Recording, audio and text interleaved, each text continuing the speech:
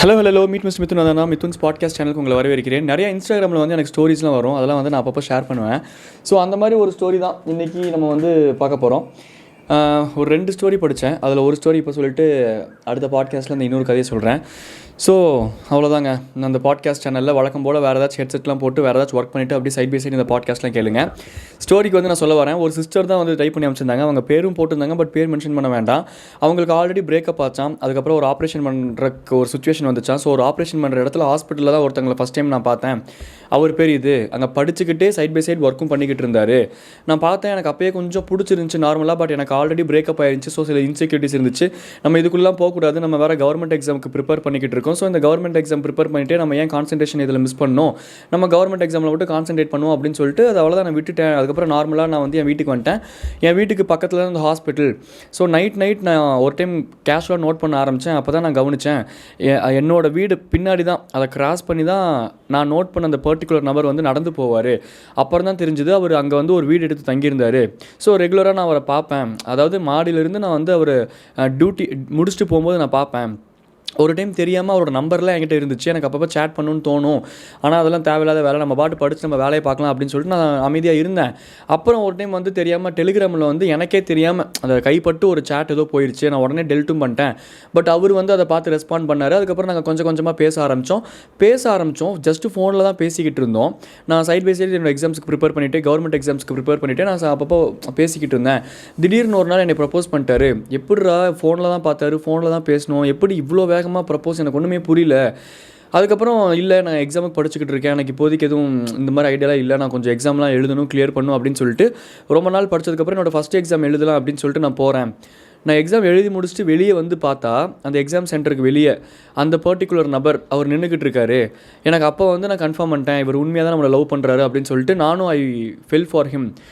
அந்த ஒரு இன்சிடென்ட்னால, குறிப்பாக அந்த ஒரு இன்சிடென்ட்னால நான் வந்து காதல் வயப்பட்டேன் அப்படின்னு சொல்லிட்டு அவங்க சொல்லியிருந்தாங்க. அதுக்கப்புறம் நிறையா ஸ்டோரி இருக்குது. பட் எனக்கு என்ன தோணுது அப்படின்னா, very initial stage of anything அந்த டைமில் வந்து எஃபர்ட்ஸ் ஜாஸ்தியாக இருக்கும். புதுசாக சேர்ந்த எம்ப்ளாயை நீங்கள் கவனித்து பாருங்களேன், ஆர்வக்கோளராக அவர் பிஹேவ் பண்ணுற மாதிரி இருக்கும். இல்லை, அது எஃபர்ட்ஸ்.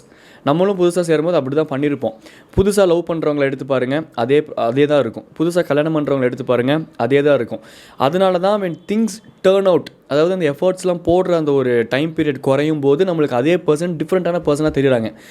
இந்த மாதிரியான சில பேசிக் புரிதல்லாம் இருந்துச்சு அப்படின்னா இந்த மாதிரியான ஆக்ட்டுக்கெலாம் உடனே விழுகணும் அப்படின்னு கிடையாது. இதெல்லாம் over the period of time நம்ம மைண்டுக்குள்ளே விதைக்கப்பட்ட ஃபேண்டசிஸ் த்ரூ மூவிஸ் மூலமாகவும் அட்வர்டைஸ்மெண்ட்ஸ், எங்கே பார்த்தாலும் திரும்புகிற இடமெல்லாம் காதல் அப்படிங்கிற அந்த வேர்டுக்கு இம்பார்ட்டன்ஸ் கொடுத்து நம்ம ஃப்ரெண்ட்ஸ் கிட்ட ஒரு பர்டிகுலர் ஏஜ் வரைக்கும் நம்ம பேசக்கூடிய முக்கியமான டாப்பிக்கே இந்த காதல். அவன் நல்லா இருக்கான், அவன் நல்லா இருக்கான், அவன் இப்படி பிஹேவ் பண்ணுறான், அவன் இப்படி பிஹேவ் பண்ணுறான், அவன் அப்படி பண்ணதை என்னை அட்ராக்ட் பண்ணுது, இவன் இப்படி பண்ணதை என்னை அட்ராக்ட் பண்ணுது. இதுக்குள்ளேயே தான் அந்த ஸ்பெசிஃபிக் அந்த ஒரு வேர்டுக்குள்ளேயே தான் ஒரு உலகமே அடங்கியிருக்கும் ஒரு பர்டிகுலர் ஏஜ் வரைக்கும். ஏன்னா அந்த பர்டிகுலர் ஏஜோட ஹார்மோன்ஸ் அப்படி, ப்ளஸ் அந்த பர்டிகுலர் ஏஜ் வரைக்குமே நமக்கு நிறைய பொறுப்புகள் இருக்காது, நம்மளுக்கு லைஃப்னா என்னென்னு தெரியாது, நம்ம எக்ஸ்போஸ் ஆகிருக்க மாட்டோம் இன்னும் இந்த வேர்ல்டுக்கு. இந்த வெளி உலகத்தில் இன்னும் என்னென்ன இருக்குது, என்னென்ன நடந்துக்கிட்டு இருக்குது, எவ்வளோ பெரிய உலகம் இது, யார் எப்படி மனுஷங்க எப்படிங்கிறது அந்த புரிதல் நம்மக்கிட்ட கம்மியாக தான் இருக்கும். அந்த டைமில் நம்மளுக்கு வேறு எந்த பொறுப்பும் இல்லாதனால நம்ம மைண்டு கண்டதையும் யோசிக்கும். அந்த கண்டதில் இதுதான் முக்கியமாக காண வேண்டிய ஒரு விஷயம் அப்படிங்கிற மாதிரி அந்த வயசுக்கான ஹார்மோன்ஸும் தூண்டி விடுறதுனால இந்த ஒரு பர்டிகுலர் விஷயத்தில் மட்டுமே நம்ம கான்சென்ட்ரேட் பண்ணுறனால இனிஷியல் ஸ்டேஜில் எவன் வேணாலும் என்ன வேணாலும் பண்ணுவான். பாகுபலி மாதிரி நம்ம இது ராணா தகுபதி கிட்ட இந்த கயிறு கொடுத்துட்டு குதிப்பார்ல, அந்த ஒரு நம்பிக்கையில் அந்த அளவுக்கு தான் இருக்கும். பட் ராணா தகுபதியை பற்றி தெரிஞ்சதுக்கப்புறம் அவர் அந்த கயிறை கொடுத்துட்டு குதிப்பாரா? அந்த மாதிரி தான் காதல் அப்படிங்கிற அந்த ஒரு வாழ்க்கையுமே. நமக்கு அதை பற்றின புரிதல் வந்ததுக்கப்புறம் நம்ம அதை அப்ரோச் பண்ணுற விதம் வேறமாக இருக்கும். அதை பற்றின புரிதல் வரக்கு முன்னாடி இந்த காலேஜ் டைமு, எக்ஸாம் டைமு நான் படிச்சுக்கிட்டு தான் இருக்கேன். அந்த டைம்லலாம் அது வேறு மாதிரி இருக்கும். ரொம்ப நிறைய பேர் ஃபேண்டசி ட்ரிவனாகவே இருக்காங்க.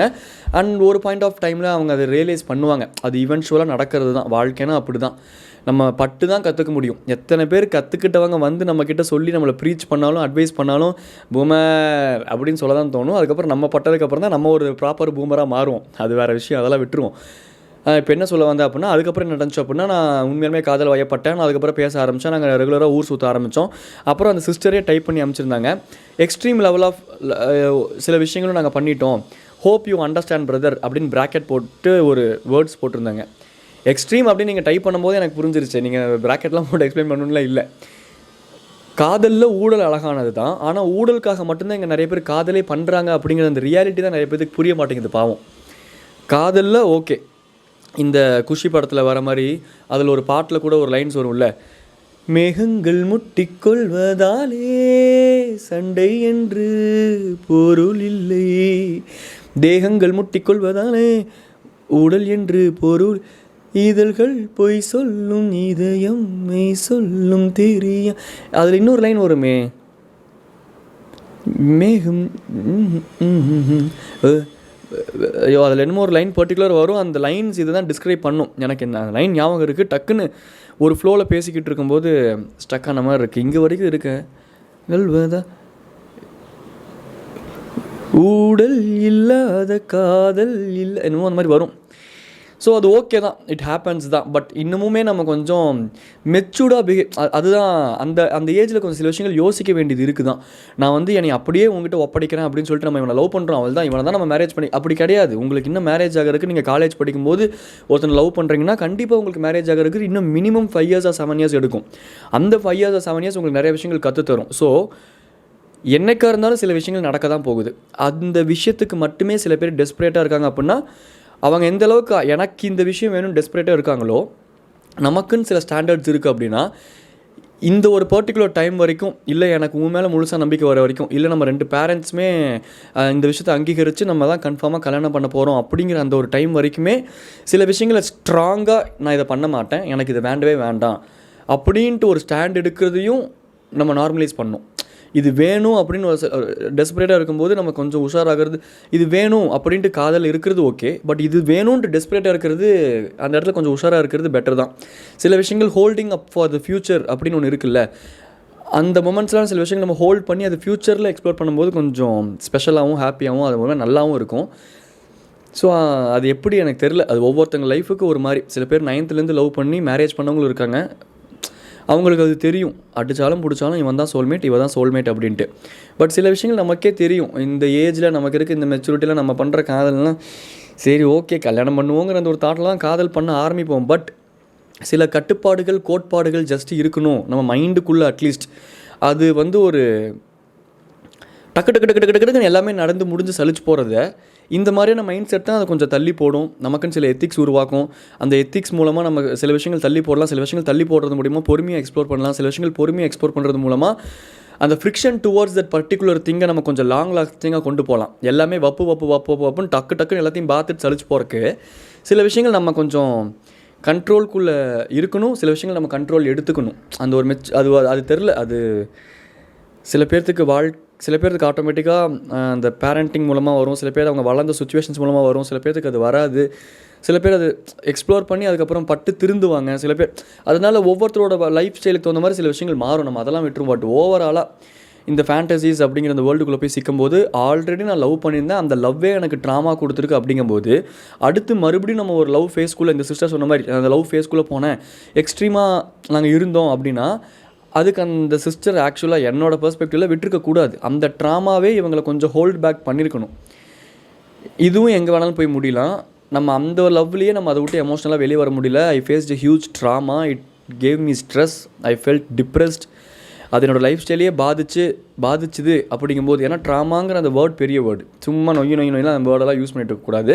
அண்ட் அதுக்கு இம்பார்ட்டன்ஸும் கொடுத்துட்டு இருக்கக்கூடாது. ஐ ஹேட் திஸ் ட்ராமா லொட்டு செகண்ட். சும்மா நான் கவனித்த ஒரு விஷயம், இப்போ ஒன்று கவனிக்கிற ஒரு விஷயம் என்னென்னா, சில குறிப்பிட்ட வேர்ட்ஸ் இருக்குது இந்த ஜென்ரேஷன் வந்து அந்த வேர்ட்ஸுக்கு ரொம்ப இம்பார்ட்டன்ஸ் கொடுத்து அந்த வேர்ட்ஸுக்கு ரொம்ப எக்ஸ்போஸ்டர் ஆகிறனால உண்மையாலுமே அவங்க லைஃப்பில் இதெல்லாம் இருக்குன்ட்டு சில விஷயங்கள் அவங்களே நம்பிக்கிறாங்க. நீங்கள் கவனித்து பாருங்கள், அந்த லாக்டவுனுக்கு முன்னாடி வரைக்கும் கிரிஞ்சுங்கிற வார்த்தையே தெரியாது.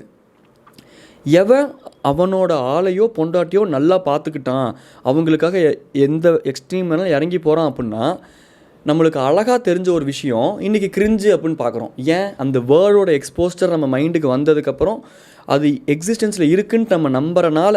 அப்போ அந்த தேவையில்லாத எக்ஸ்போசர் எங்கேருந்து வருது? Social media. அந்த கருமத்தை அன்இன்ஸ்டால் பண்ணுங்கள், வாழ்க்கையில் நீங்கள் எல்லாருமே உருப்பிடுவீங்க. சோஷியல் மீடியா பர்சனாக இருந்துக்கிட்டு நானே இதை சொல்லக்கூடாது, ஆனால் யதார்த்தமான உண்மை இதுதான். நான்லாம் இந்த more or less towards the social media associate ஆகி என்னோடய ஒர்க்கு இல்லாமல் இருந்துச்சு அப்படின்னா என் ஜென்மத்தில் அந்த இன்ஸ்டாகிராமை நான் இன்ஸ்டால் பண்ணியிருக்க மாட்டேன்.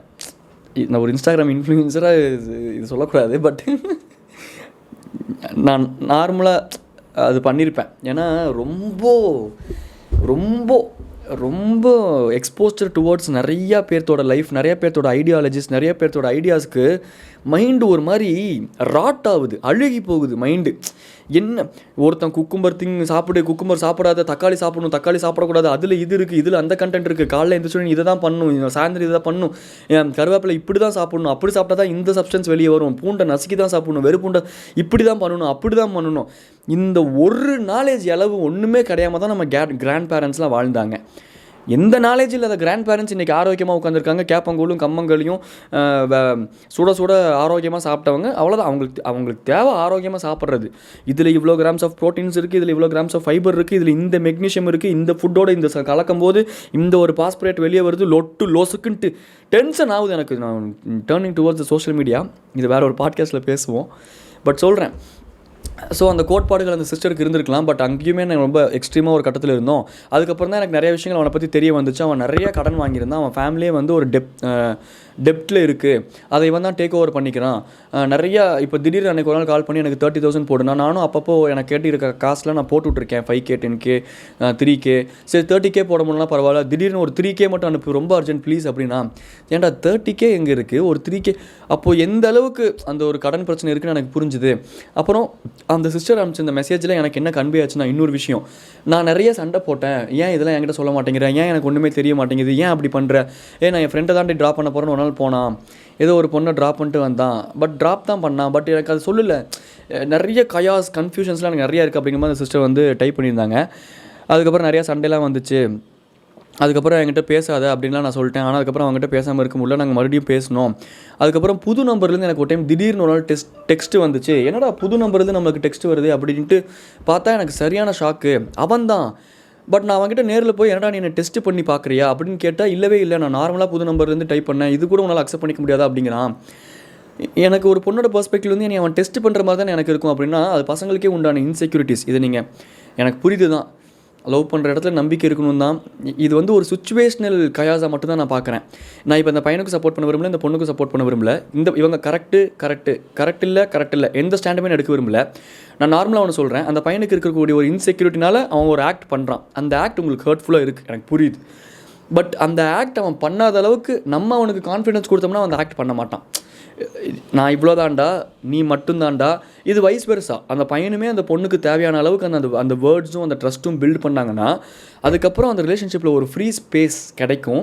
அந்த ஃப்ரீ ஸ்பேஸில் நம்மளை ஒருத்தங்க லவ் பண்ணுவாங்க. நம்மளை லவ் பண்ணுறவங்க நம்ம ஸ்பேஸை நெருக்க மாட்டாங்க.